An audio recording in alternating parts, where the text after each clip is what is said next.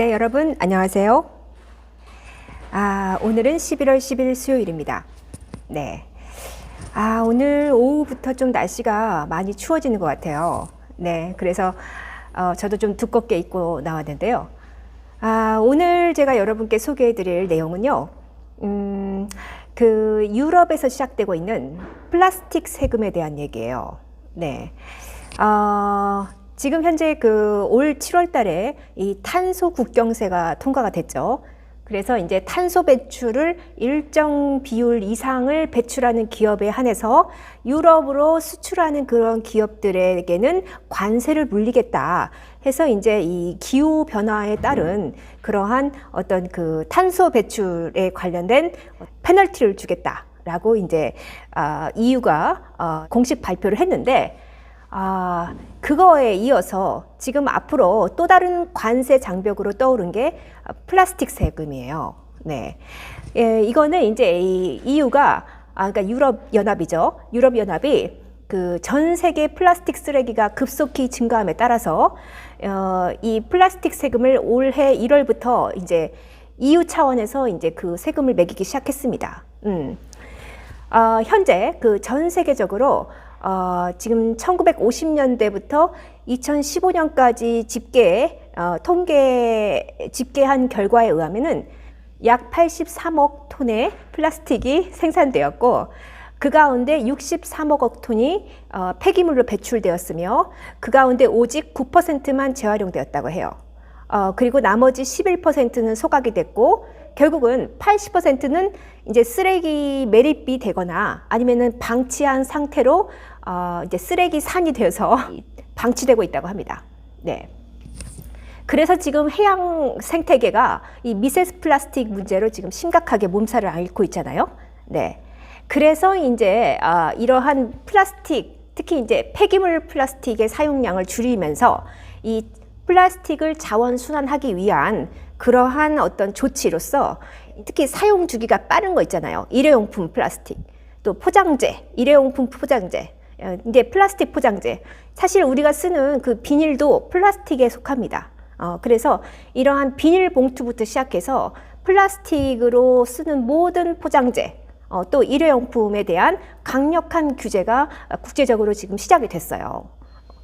그래서 지금 이제 EU 차원에서는 2014년도에 이미 이제 비닐봉지 법률이 생겨서 각국의 일회용 비닐봉지 사용량을 4분의 3 이상을 줄이는데 합의를 했고, 2018년도부터는 일회용 플라스틱 제품에 대한 시장 출시를 금지하는 법안이 통과가 됐고, 그 다음에 올 1월부터는 일명 플라스틱 텍스, 플라스틱 세금을 도입해가지고 재활용이 불가능한 플라스틱 폐기물에 대해서는 이제 일정량의 그 세금을 부과하기 시작했습니다. 네. 그리고 내년부터는요, 플라스틱으로 만든 면봉, 그리고 이제 나이프, 뭐 숟가락, 빨대 이런 플라스틱 일회용품 있잖아요. 전면 사용 금지한다고 합니다. 네. 자, 그런데 이런 그 유럽 차원의 플라스틱 그 세금을 붙이는 게 과연 우리나라랑 무슨 상관이 있다는 거냐. 이렇게 이제 EU 차원에서 높은 수준의 플라스틱 세금을 매기기 시작하면 자국 제품, 그러니까 유럽에서 생산되는 그 제품에 한해서는 가격 경쟁력을 잃지 않기 위해서 수입 제품에 대한 세금을 부과하기 시작할 거라는 겁니다. 그러니까 즉 독일이나 영국이나 프랑스에서 이제 자국에서 생산되는 제품은 플라스틱 세를 매기고 있잖아요. 그런데 해외에서 수입되는 물품에 대해서는 플라스틱 세를 어떻게 안 매기겠습니까? 네, 자국 제품의 가격 경쟁력을 잃지 않기 위해서라도 수입하는 제품들에 한해서도 결국 플라스틱 세를 부과하지 않을 수가 없다라는 거죠. 그래서 지금 그 플라스틱 세의 내용을 좀 보면요. 이 독일 같은 경우는 2019년도 1월부터 신포장재법을 제정을 해가지고 그 독일에서 이 기업 활동을 하는 모든 제조사, 수입사, 유통기업들에 한해서 이 포장재의 소재나 중량이나 종류에 따라서 이 플라스틱 세, 수수료를 부과하기 시작했고요. 그 다음에 모든 제조사 기업은 이 플라스틱에 대한 수거, 재활용, 폐기에 대한 책임을 져야 하고, 그리고 듀얼 시스템에 등록하게 되어서 이거를 만약에 이 규정을 어기게 되면은 최대 20만 유로, 우리나라 돈으로 약 2억 6,600만 원을 벌금을 부과하도록 강제로 지금 규제를 하고 있다고 합니다. 그리고 영국의 사례를 보면요. 지금 재활용 플라스틱이 30% 이상 포함되지 않은 포장재를 제조하거나 그걸 수입하는 경우에는 1톤당 200파운드의 플라스틱 세금을 2022년, 즉 내년부터 부과하도록 법안이 통과가 됐다고 합니다. 네. 그래서 지금 현재 이러한 독일과 영국의 사례에서 보듯이 이제 EU를 중심으로 이러한 플라스틱세가 이제 확산되고 있고, 캐나다는 이제 그 밴쿠버 같은 도시는 비닐봉지나 스티로폼 용기, 빨대, 식기류, 컵 사용을 사실 올해부터 전면 사용 금지했다고 해요. 그래서 이제 캐나다는 각 주별로 약간 이제 일회용 플라스틱 사용 여부가 조금 다르긴 하지만 이제 일부 주와 도시는 이미 이제 플라스틱 사용을 좀 전면 금지하는 쪽으로 가고 있다는 거죠. 네. 자, 그러면 국내의 상황은 어떠냐?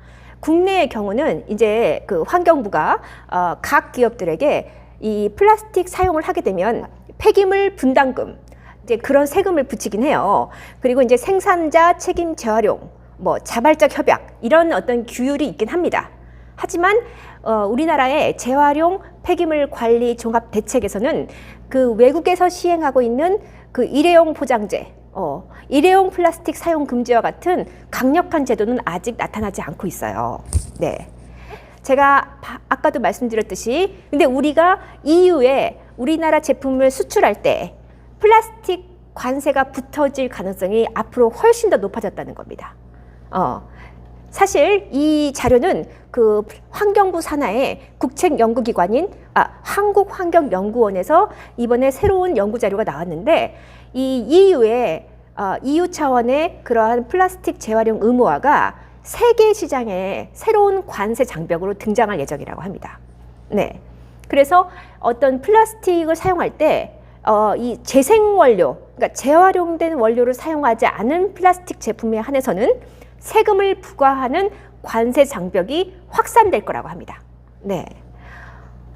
그러니까 저희 같아도 아마 그럴 것 같아요. 우리나라에서 플라스틱 세금을 이제 새롭게 도입을 했어요. 그런데 다른 나라에서는 도입하지 않았어요. 근데 그 나라 제품을 우리가 수입을 해요. 그럴 땐 당연히 우리나라 제품의 가격 경쟁력을 높이기 위해서 그 나라 제품에 관세를 매기겠죠. 그런 것처럼 이 기후변화의 시대에 어떤 그러한 이 현지에서 생산된 것보다 이 탄소 배출량이 더 많거나 플라스틱이 더 많이 들어간 제품에 한해서는 앞으로 이제 새로운 무역 장벽이 나타날 수 있다라는 그러한 사례입니다. 네. 유럽연합의 이러한 시장 변화는 전 세계의 시장 변화를 지금 예고하고 있고, 우리 국내 시장에서도 지각 변동을 가져올 수 있다고 합니다. 특히 지금 이 플라스틱 재활용 이 아이템을 지금 기업에서 하고 있는 데가 굉장히 영세한 업체가 많대요. 그러니까 영세한 중소기업 위주로 지탱되고 있는 이 플라스틱 재활용 시장에 현재 제가 그 계속 뉴스 브리핑을 해드리고 있잖아요. ESG 뉴스 브리핑에서 제가 국내 대기업들, 예를 들어서 한화, SK 그 지오센트릭과 같은 그러한 대기업들이 이미 지금 플라스틱 재활용 시장에 뛰어들고 있거든요. 그래서 이 국내 대기업, 그리고 또 있습니다. 롯데케미칼 또는 롯데정밀화학, 이러한 기업들이 지금 발빠르게 플라스틱을 재활용해서 재생원료를 만드는 시장에 지금 뛰어들고 있어요. 한국자원순환총연맹에 의하면은 SK 지오센트릭, LG화학, 롯데케미칼, 코르인더스트리, 그리고 쌍용 CNE와 같은 이 대기업들이 폐플라스틱, 그러니까 버려진 플라스틱을 재활용하는 그러한 공장을 신설하고 재생원료를 개발하는 그러한 지금 공격적인 투자에 지금 들어갔다고 합니다. 네, 그래서 재활용 사업을 본격화하는 지금 시기로 접어들었다. 그래서 지금 현재 국회에는요, 어떤 원료 생산자에게 일정 비율의 재생원료 사용 의무를 부과하는 자원순환기본법이라는 개정안이 지금 부처 간의 협의 중에 있는데, 이제 이것이 만약에 통과된다면은 이제 플라스틱 원료를 생산을 할 때 일정량의 재생 원료를, 그러니까 재활용된 재생 원료를 넣어서 플라스틱을 만들어야 하는 그러한 이제 방향으로 새롭게 이 새로운 플라스틱 시장이 열리지 않을까라는 생각이 듭니다. 그래서 이제 이 자원순환기본법이 이제 아직 지금 부처 간의 협의 중인데, 사실은 이제 산자부, 즉 산업부에서는 이 기업들에게 이 플라스틱 재생 원료를 써야 한다고 그 강제를 하기보다는 좀 권고를 해야 한다. 그래서 이 기업들이 준비를 할 수 있는 유예 기간을 줘야 한다. 유예 기간이 필요하다라는 입장이에요. 즉 속도가 조절이 돼야 한다. 그래서 이제 속도 조절론을 가지고 나왔는데, 이렇게 강제성을 부여해서 막 밀어붙이기보다는 이런 이제 기술적인 그리고 이제 경제적인 상황에 좀 검토를 해서 이 플라스틱 재활용 그러한 공정을 갖출 수 있는지 이런 것들을 좀 검토할 수 있는 유예 기간을 주자라고 지금 그 이제 시간을 좀 달라라고 이제 얘기가 나왔고요. 그 유예 기간은 약 1년에서 2년 정도의 연장이 필요하다고 합니다. 네.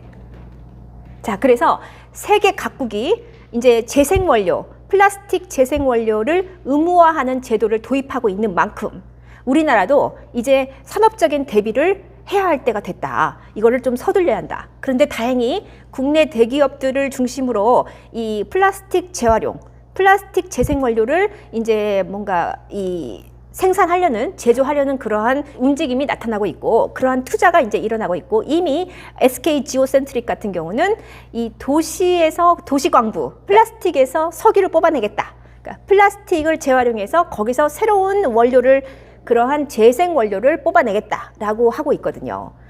그래서 이렇게 이제 대기업들의 공격적인 진출이 더 활발해질 거기 때문에 기존의 중소기업의 그 영세한 그러한 규모로서 그 재활용, 플라스틱 재활용 사업을 했던 중소기업들 차원에서는 이 중소기업 생태계를 좀 보호하기 위해서라도 이 정말 뭔가 이 대책이 필요하다라는 말까지 나오고 있습니다. 네. 자, 그래서 오늘은 제가 이 플라스틱 유럽연합의 차원에서 이미 올해 1월부터 플라스틱 세금이 도입이 됐고, 내년부터는 영국과 같은 나라는 이제 플라스틱을 제조할 때 재생된 원료를 몇 % 이상 사용하지 않으면 굉장히 좀 높은 세금을 부과하는 그러한 단계로 지금 규제가 강화하고 있다.